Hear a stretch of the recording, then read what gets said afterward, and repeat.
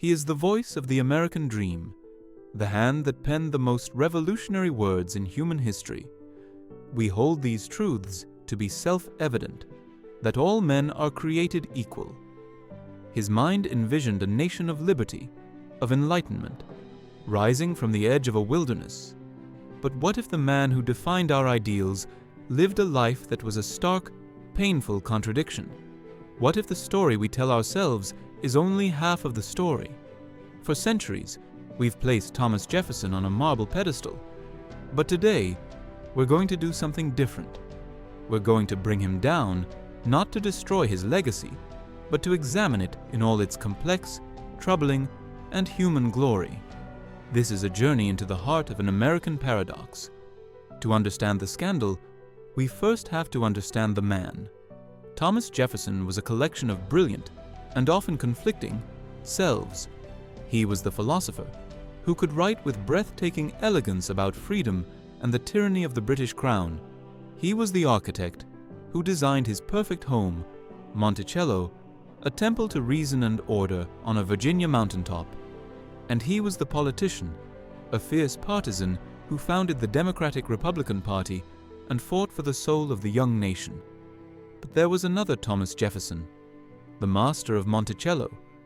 Over the course of his life, Jefferson owned more than 600 human beings. This wasn't unusual for a Virginia planter of his time, but for the author of All Men Are Created Equal, it creates a moral chasm that's almost impossible to reconcile. He wrote about slavery as a moral and political depravity.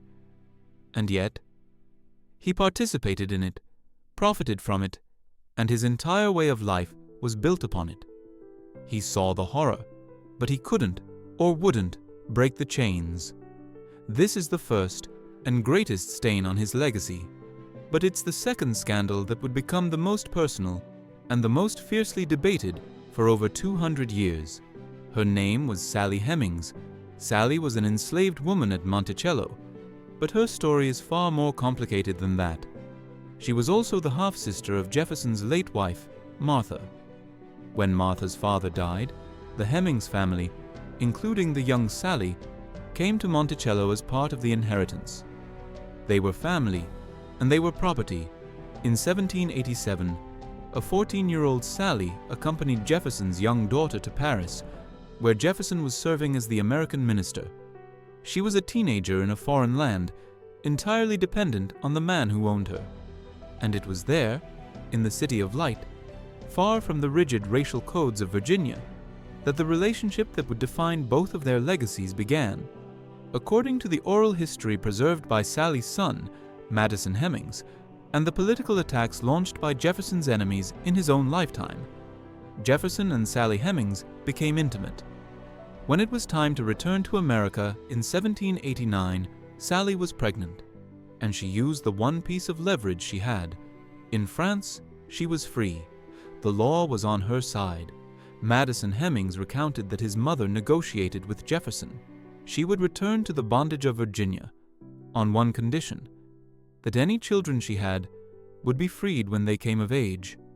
Jefferson agreed, and Sally Hemings returned to a life of slavery, to a world where her children were born into chains, holding on to a promise. For the next 4 decades, Sally Hemings lived at Monticello, largely in the shadows. She bore 6 children, 4 of whom survived to adulthood, and Jefferson, famously private and averse to public conflict, never publicly acknowledged the relationship, but the rumors were a constant, low hum in the background of his political life. In 1802, a journalist named James Callender, a man Jefferson had once supported, published the story for all to see. He called Jefferson the African Vortex and described Sally Hemings as his concubine. The public was scandalized. Jefferson's supporters denied it vehemently, creating a narrative that would last for centuries, that this was a vicious political smear, a myth designed to destroy a great man. And for nearly 200 years, that's what most historians believed. The story of Sally Hemings was relegated to a footnote, an unproven allegation. How could the enlightened Thomas Jefferson, the champion of liberty, have done such a thing? It was easier to believe the lie, but then, science and persistence began to peel back the layers of time. In 1998, a DNA study was published in the journal Nature. It compared the Y chromosome of Jefferson's known paternal uncle, Thomas Jefferson, with the descendants of Sally Hemings' youngest son, Eston Hemings. The result was a historical earthquake. The match was conclusive. A Jefferson, a direct male line descendant of Jefferson's father, was the father of Eston Hemings. The timeline, the historical records of who was at Monticello and when, and the overwhelming weight of the oral history from the Hemings family all pointed to one man, Thomas Jefferson. The myth wasn't a myth, it was the truth. So, where does this leave us? How do we reconcile the philosopher with the man? Do we tear down his monuments and erase him from history? I don't think it's that simple. To do so would be to commit the same sin we're accusing him of, erasing the truth and silencing a story that needs to be heard. The real legacy of this scandal isn't just about Thomas Jefferson. It's about Sally Hemings.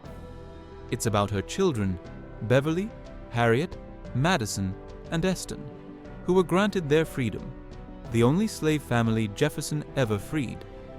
It's about the power of a mother's love and her fierce negotiation for her children's future. It forces us to confront the brutal, intimate reality of slavery. It wasn't just a political or economic system.